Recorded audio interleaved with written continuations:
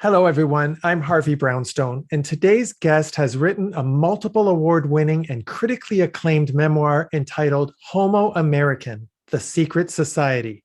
Our guest started out with a prestigious scholarship at the Julliard School of American Ballet in New York, then moved to the American Ballet Theatre, and was then recruited to the Iranian National Ballet in 1976. But when it became frightfully clear that the Shah of Iran was about to be overthrown, our guest fled the country in a harrowing escape over the Turkish mountains. He then danced with the world-famous Ballet Trockadero de Monte Carlo, performing in the most glamorous venues. He then reinvented himself as a singer-songwriter, moved to Paris, signed a recording contract with Aquarius Records, and recorded 3 albums. As a provocative and innovative performer in Europe and New York, he became something of a sensation, headlining at the most avant-garde clubs, including Studio 54, the Grapevine, and the Anvil. He then became an actor, appearing in movies like Spike of Bensonhurst, A Certain Sacrifice, Hangman, and It Could Happen to You, and on TV shows including All My Children and Saturday Night Live.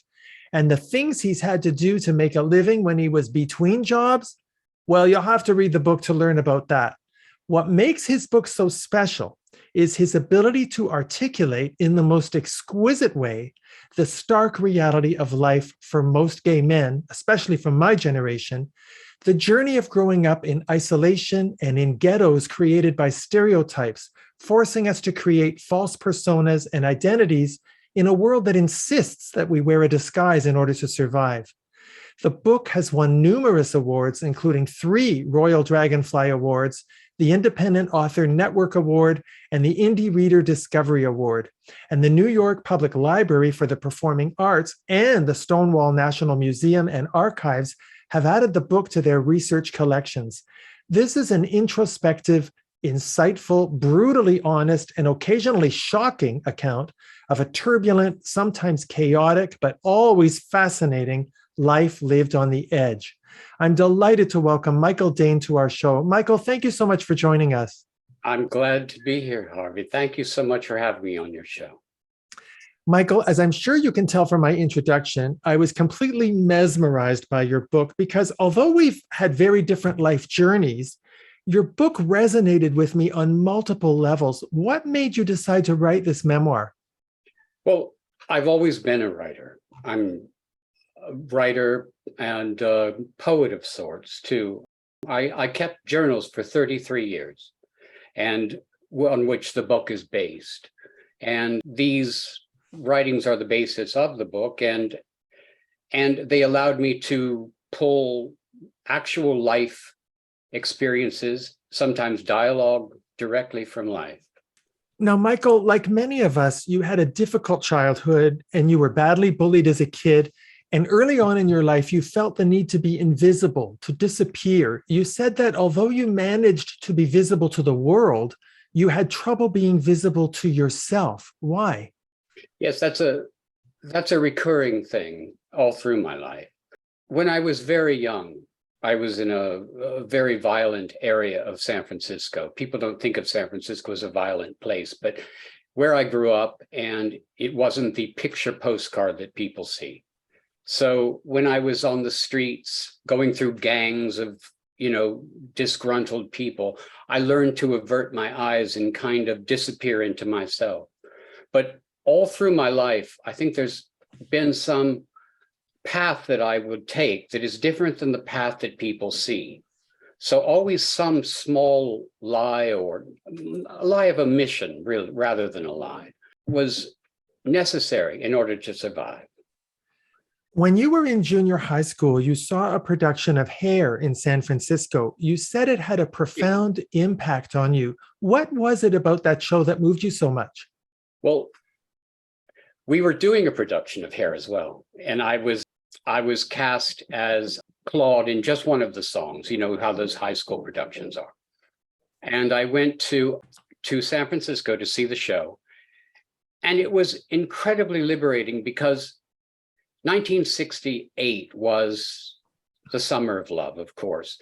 I remember walking through Union Square and a man with long scraggly hair, came up and gave me a flower and said, "You're beautiful, man." And that was a little bit encapsulation of the show. The whole show was a magical night.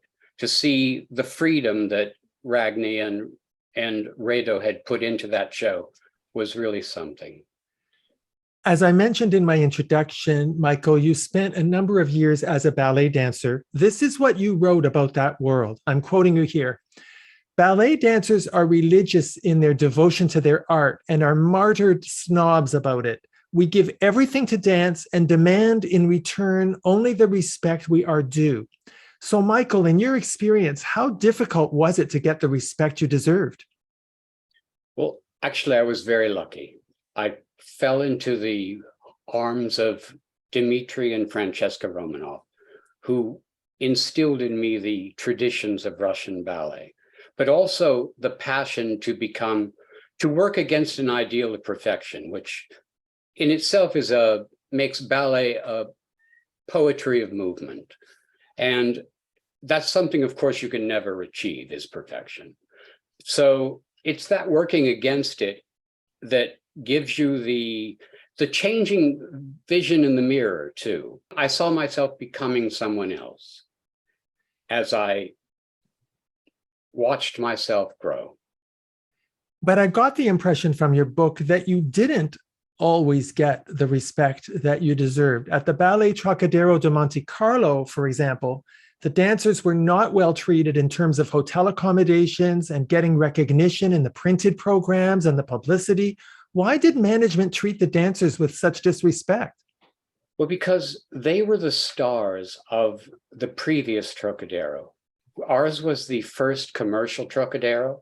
I got my call to join and to go to Africa out of the blue after I'd escaped from Iran and finished, really kind of in my mind, finished my ballet career. And Natch and the people who were involved with the old Trockadero just kept their pictures on the fronts of all of the things, even though we were the stars of the show.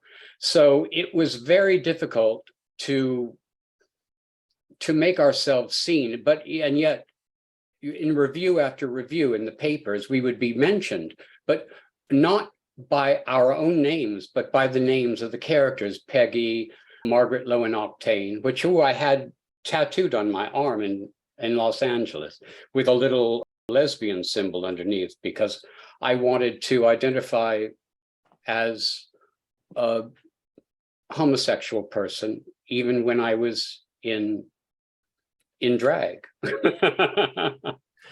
I got the impression from your book that there's a lot of oversized egos and professional jealousy in the ballet world. Am I right? Yes, that's true of all the performing arts, but mine also. I mean, everyone in the performing arts has to have an ego. It's your thing that gives you the cutting edge.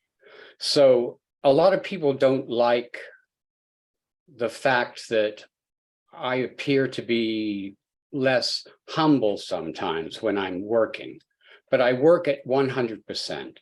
And I expect to receive the respect from what I'm doing.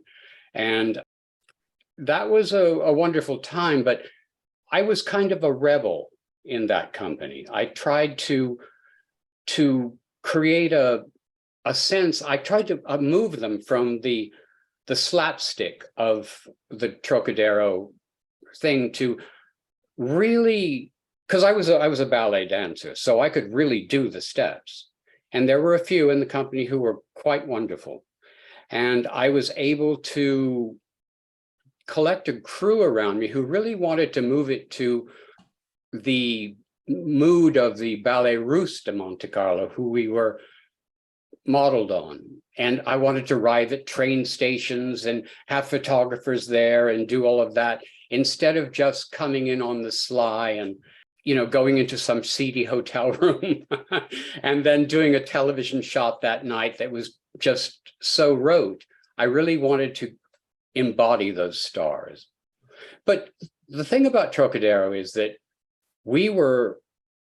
Peggy was a star, my alter ego, in a way that I never was, because she was modeled on Margaret Low and Octane.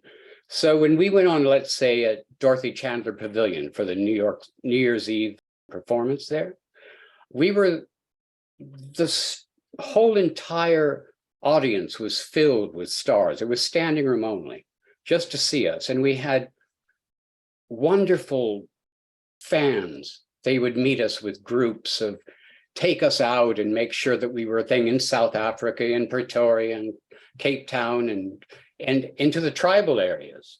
You lived in Iran for 6 months as a ballet dancer, and for part of that time, you lived there with your boyfriend. How in the world did you survive living as a gay man in a country where homosexuality was punishable by death? It has a little bit to do with naivety. I mean, when we're that age, I was only 21, you think that nothing can harm you. You feel invincible.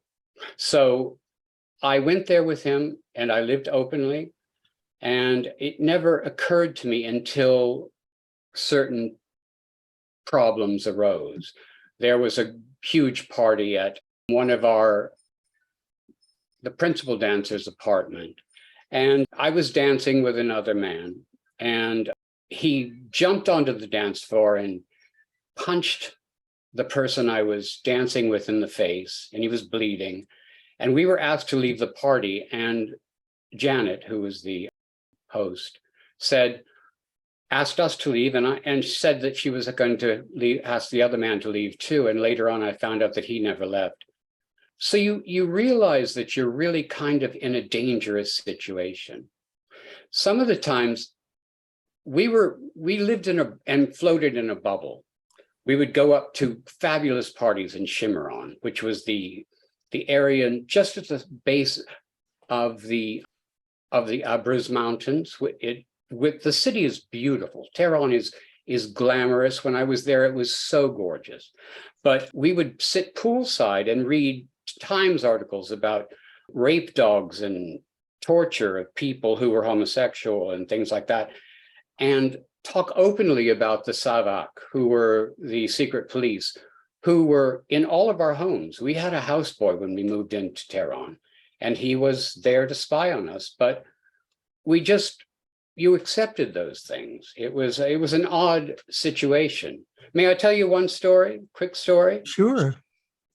The oddest thing that ever happened was we were having a Halloween party, and it was just during the time of the religious ceremony where they walk through the streets and whip themselves. And we were all gathered, and nobody loves Halloween parties like dancers and food and all of that. So we were all dressed up. Julliard had cut a broom and made himself into a werewolf, and I carried him around on a chain, and he growled and took on with people and everything. But at the party, there was a man who showed up with a butcher knife, completely covered with a bloody sheet with just 2 holes. And he was there through the whole party. And we really didn't think about it too much. We thought, oh, there's a lot of people. That's a great costume. Until the end of the party, he remained there. And we got to understand, we started to say to each other, well, who is this person? And it turned out to be a Savak agent, but he didn't say anything. As soon as we mentioned the word Savak, he just put his drink down and walked out of the door. So it was a strange thing. The thing about Iran was that you could, in spite of its beauty and thing, you could feel revolution underneath. You could hear gunfire at night. You saw mortars set up in the street. It was just right before the Shah fell. So it was a dazzling time, but also a frightening time in many ways. That's for sure. And you were lucky to get out of there. And I commend you for your ingenuity. I hope everyone reads this book, because the chapter about how you got out of Iran alone is worth the price of the book. Michael, I want to ask you now about your life as a gay man. When you were a young ballet student in New York, you were invited for dinner at the home of a couple named Lon and Nancy. They asked if you were gay, and you said no. You wrote that you had a visceral reaction as soon as you gave that answer. Why did you answer the way you did? Because gay people of our generation are conditioned through books and television and everything to think that if you have homosexual feelings, that they're perfectly natural, and that doesn't necessarily mean you're homosexual, which is an absurd idea. I often speak out against that. But this was before I had realized who I was fully. I had only very, you have the fantasies and you have the encounters on a very mild level, but nothing really sexual. And when they asked me that question, I was not certain that I was. And that was what convinced me that I knew. I was very young and I said, no. And then immediately when I said it, it was the denial that made me realize that, what am I saying? It was a revelation. And from that moment, it was that moment that it was like a light went on in the back of my mind and you could see your past and you understood. But it was a real revelation. The title of your book refers to a secret society. You described the secret society as a diverse, widespread community, a silent multitude of invisible individuals who are unaffected by the world and by the absurdities of conformity. Who are these people and how do you find them? Well, you never actually find them. We see each other only in passing. It's an odd thing. It's not just gay people. It's people of color and people of diverse religious backgrounds. We grow up in a society, when we're born, we don't really see a reflection of ourselves in commercials and on television and in movies. So if we're lucky, we don't let it affect us adversely. And we come to be able to create the people we are out of our imaginations and our lives out of our dreams. It's really quite a gift, but it can also be a hindrance to some people. You wrote that you were born to see things through different eyes and to offer back to the world a different vision of itself. You said that your very being and ideas are subversive and even dangerous to the order of things. Michael, what is it about you that's subversive and dangerous? Everything, actually, because when I was young, especially, you have to realize today people don't see what was going on. I mean, I lived through a time, you did too, I'm sure, when people were being hospitalized and subjected to electroshock therapy and aversion therapy and even lobotomies. And I lived through the whole era of Anita Bryant with her Kill a Queer for Christ pandemic. And I would sit on the bus sometimes and hear people say, young children, 12, 15 years old, what are we going to do about these faggots? And so just living openly was an act of subversion. And to many people, it was a step too far just to be myself. But I never shied away from that. In fact, I always leaned into it. My music especially is about even rebelling against the notion that gay people had of themselves, because I could see the dangers that were presented by people thinking that the sexual revolution, the anonymities of sex and things like that were their birthright, when in reality, they were only self-esteem. They were so tied to self-esteem that you could lose yourself into it. So my songs are really about pointing those things out. Michael, you wrote very frankly about your time working as an escort. You had this to say about that job. I can make my body do almost anything, and by some subliminal trick, my faculties simply shut down.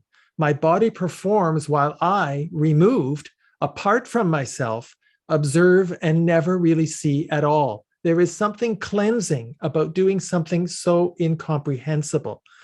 Michael, tell me how being a sex worker affected your life, and especially the clarity that you were seeking at that time. Well, you have to understand that when I was that age, I thought I could do anything and be anything. And that's not true. There is a price to pay for everything you do.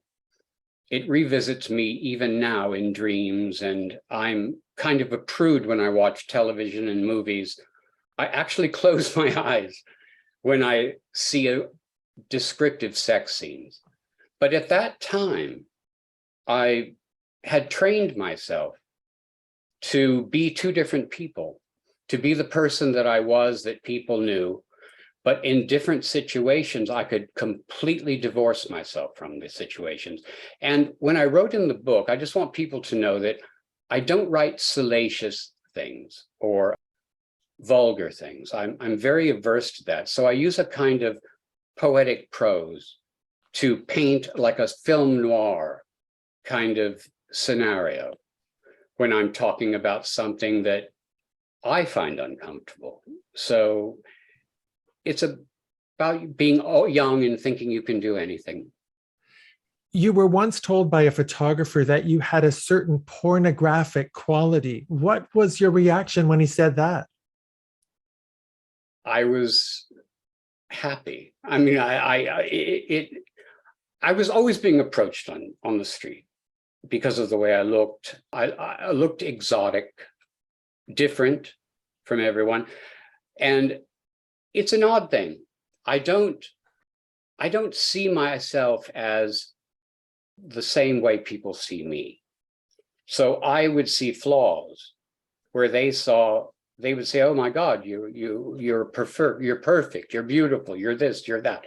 But I was beautiful rather than handsome. So I had female features that bothered me all my life. Long eyelashes that people would come and point at and touch and such, and and I was a terribly shy young boy. But later on, I discovered that the one thing you don't do is contradict people. If people say you're handsome, agree with them. Because if you tell them, "Oh no, I don't like the shape of my nose," or this or that, they'll say, "Oh, you're right. I can see that now." So when he said that, it was like, great, let's go for it. And I knew how to get myself up for the burning photo. That's what you're talking about. And it was quite a wonderful shoot. We shot it down in the village, and it was wonderful. Yes, it sure was. That's definitely my favorite picture of you, Michael. I can't deny it. You appeared in a film called A Certain Sacrifice starring Madonna. You played her transvestite lover, and at one point she asked you to work with her. Why didn't you do it? Because I had my own story to tell, and I couldn't imagine giving up all that I had worked for to become a background player in someone else's life. First of all, Madonna and I joined the same record company at the same time. So she was unknown completely when we made that movie. She called me up out of the blue, and I hadn't even heard her name. I had no idea who it was. And I called her back, and she said she was doing this show and she needed 2 men lovers and 1 female lover for some sacrifice scene. And I thought, all right, that's fine, but I'll do it on one condition, that you let me play your transvestite lover. Because I had just come off of being in Trockadero, and I had the wig that I bought in Macy's on the main floor because Julliard had a discount. And, and she said, all right, that's fine. And it really became, it was wonderful. It was wonderful to work with her. She's great. I want to ask you briefly about your music career. You wrote a great deal in the book about the agonizing 4-year ordeal of trying to get an album recorded and released, and the litany of broken promises and mismanagement that you were subjected to. Your music career didn't have the success that you were hoping for. Looking back, is there anything you would have done differently in your music career? No, absolutely not. The thing that's so frustrating is when you're a obsessive person like I am, that I really work on every detail. When I wrote 14 songs to be recorded, and they loved me. They would say, "Come sing at Baron Lambert's house," let's say. He was the richest man in Europe at the time. And we had a fabulous sit-down dinner. And then he took me into this room that could only be described as Mozart's music room. And in the corner were 3 full-size Giacometti sculptures. And he asked me to sing for my supper, basically. So I went and took the place in the 4th position with the Giacomettis, and I sang "Apathy Keeps Me Alive," which is a poetic reference to being in a bubble and being protected from the world. There's some wonderful lines in it, but I won't bore you with them. I also performed at a duke's wedding on the Seine, but the company was afraid to put me out as a popular artist because they weren't sure that the world was ready for me. Although I knew that music is like a wave that you have to catch. You can't just put it in a bottle and wait for the audience to be born. But they never understood that.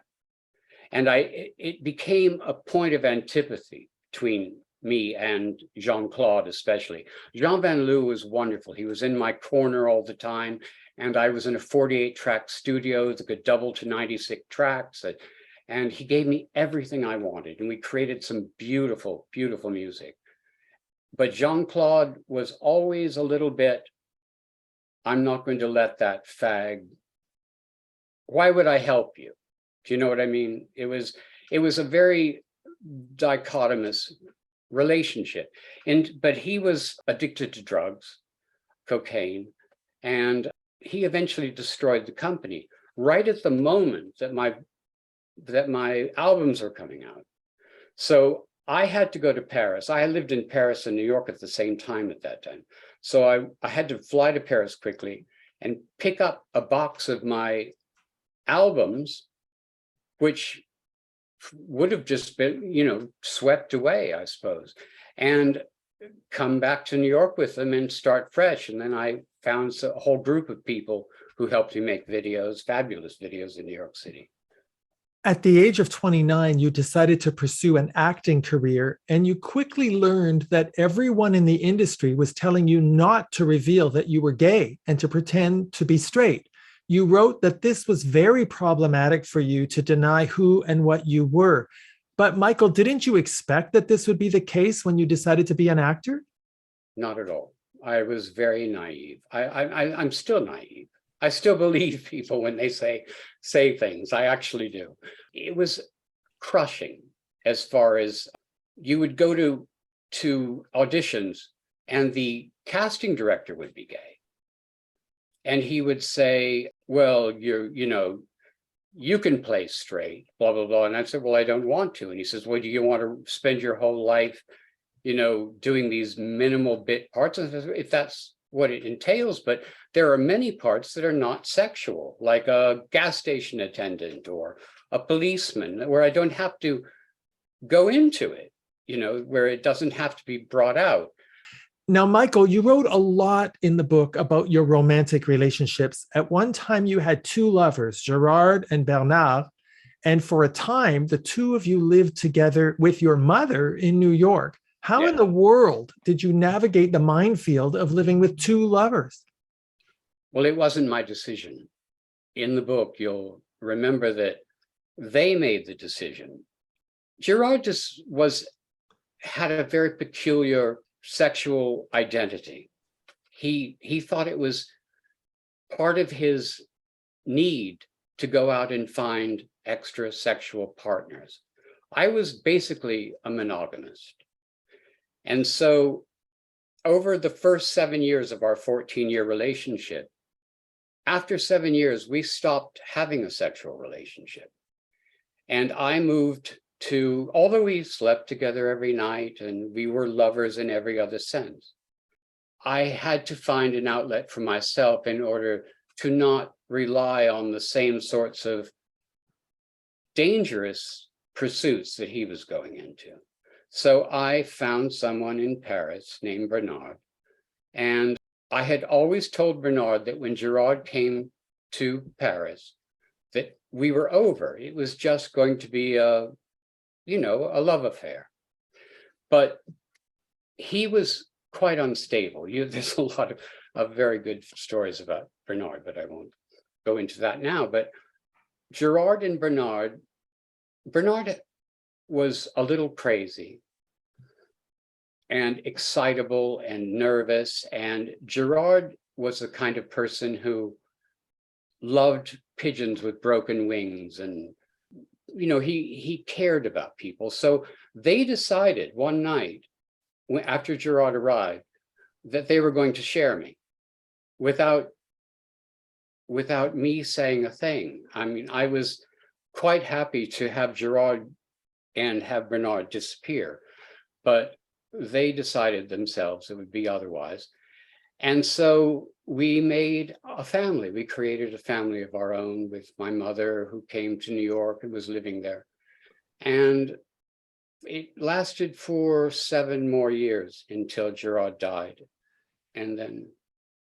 Yes, Gerard, your partner of 14 years, died of AIDS. You described in some detail the hell that you both endured in terms of how you were both treated by the doctors and hospital staff, especially at the end. Michael, I think it's so important that you documented this because you're helping to preserve the legacy of what our community went through in the 80s and early 90s. And I want to thank you for doing that. No, I understand completely. I'm not the kind of person who can throw someone away. And someone who, even though we weren't 100% ideal, he loved me desperately. And he built his whole life around our life together. He built me beautiful things. He was a wonderful artist. He built me a replica of the Eiffel Tower that stood in our hallway. It was made of brass and copper that he spent 2 years making. He built me so many beautiful things. And when Gerard was dying, when he was sick, it was a time when people were discarding their lovers. I knew so many people who just broke up relationships and sent them on home. And I couldn't imagine something like that. I mean, I had created a family, maybe not the perfect family, but it was our family. And I could never leave someone in that position. But physically, he started to change. He started to lose all his weight. The AZT, of course, was a poison, that they were giving people in the beginning. And he went through so many terrible, terrible times that it was 3 years of torture, really. But the last of it was the worst, when we went into the hospital for the last time, because we'd been in so many times before. And I knew what he needed. I had been there over and over. And I went into the hospital on the last night. And I remember the ambulance arriving with all lights and flashing and people bursting in the door. And they couldn't get the gurney into the bedroom. So I carried him out because he was so light by then. He was less than 100 pounds. And we rode in the ambulance to the St. Clair's Hospital. And a doctor by the name of Lipschitz came in and said, "Oh, we have to do a blood gas test." Now, that's a very painful test. They have to find an artery underneath your veins, and it could take a half hour of digging around with a needle. And I said, "It's not necessary. We've done this. I've done this 20 times. He needs a transfusion. He needs oxygen in his blood." And the doctor was cruel. I mean, I can't put it any other way. He said, "Well, we have a doctor here. What do you need me for?"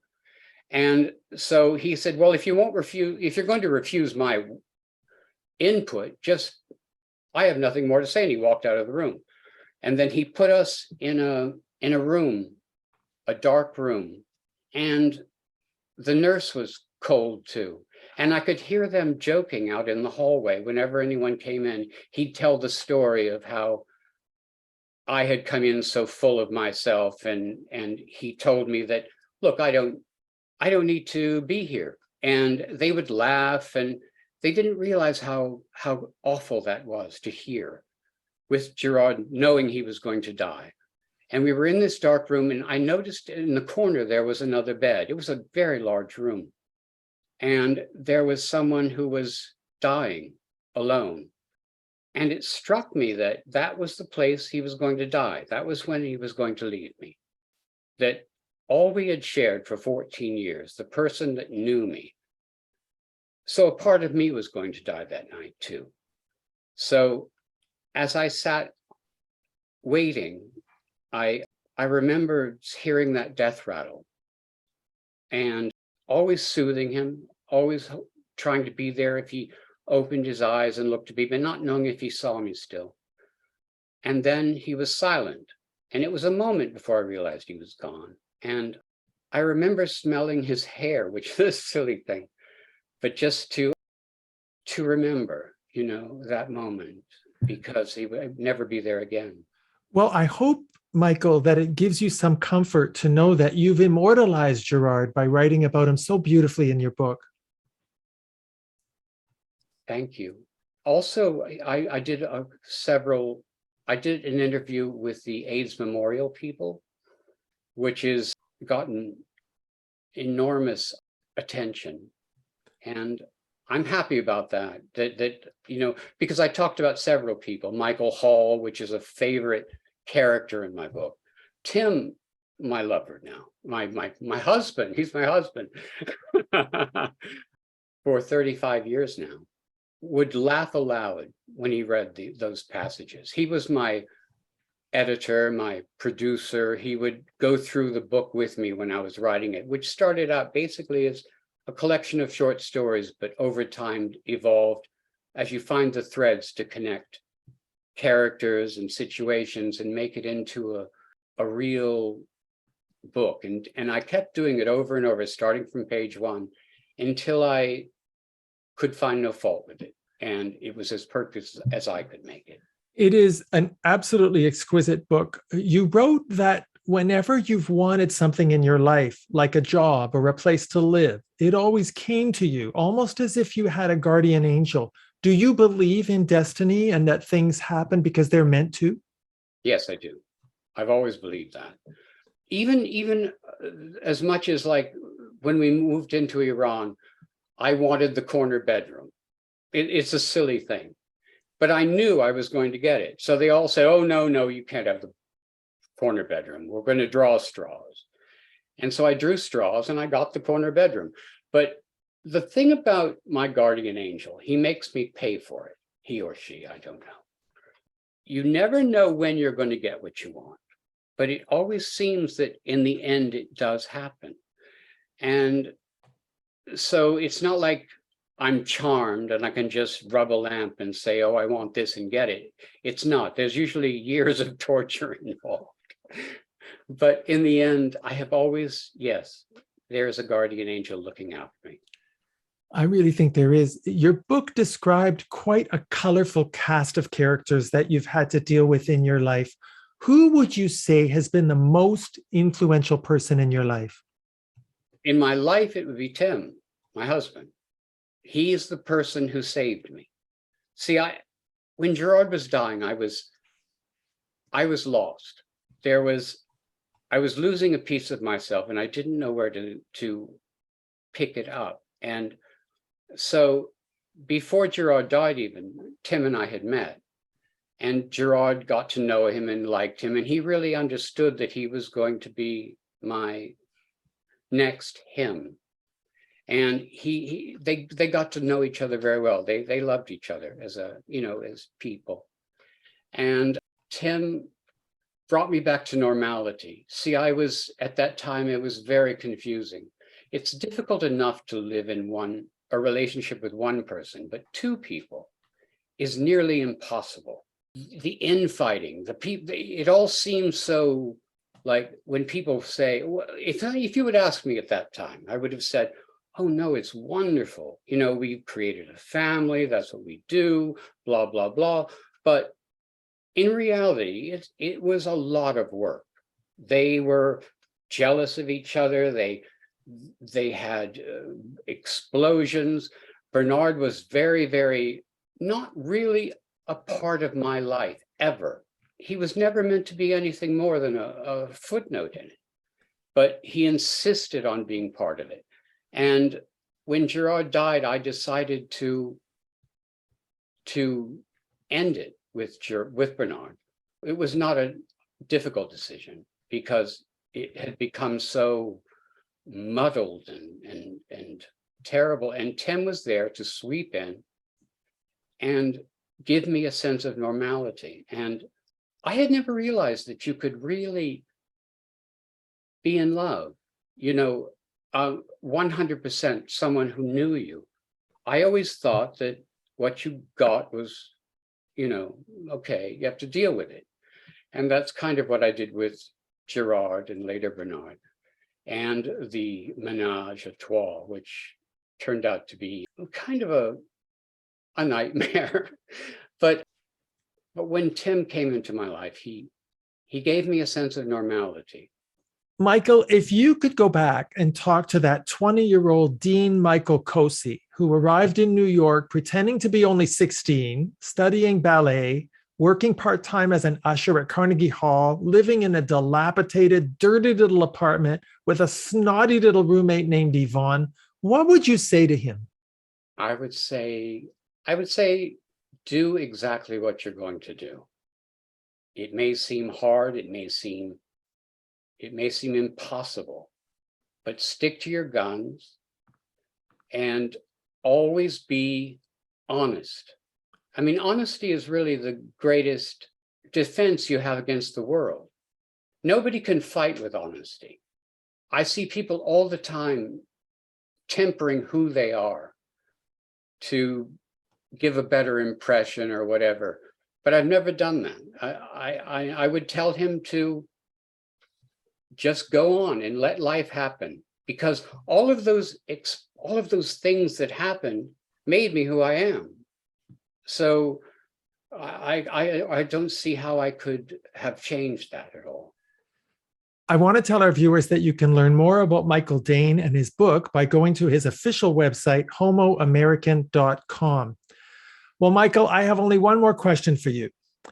You started your career with such great hope and ambition, and you survived in the shadows of society for so long without losing your determination to rise above the mediocrity and the hypocrisy of life.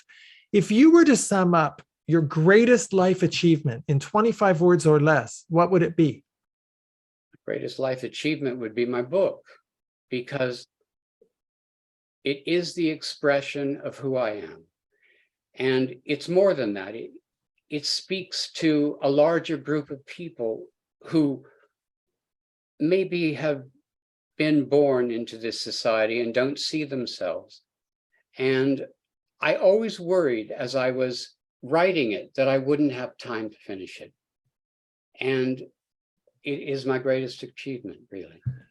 Well, I want to congratulate you on that achievement. It's a magnificently written book. It's rare that we have people on our show who are not famous, but I have to tell people this book is really something else. It is quite transformative. It's been absolutely fascinating having this opportunity to interview you, Michael.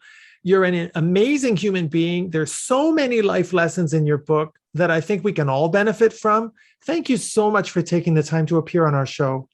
Thank you, Harvey, for the opportunity. It's been really wonderful. Our guest has been Michael Dane, author of HomoAmerican, The Secret Society, which is available on Amazon and wherever books are sold. My name is Harvey Brownstone. Thank you to our producer, Steve Silver. Thank you to my managers in LA, Rick and Robin Marcelli, and to my team in the UK. Thank you all for joining us. See you next time. Thanks for watching. Be sure to check out all the great interviews on the Harvey Brownstone Interviews YouTube channel. Don't forget to subscribe and ring the bell to be notified when new videos are posted.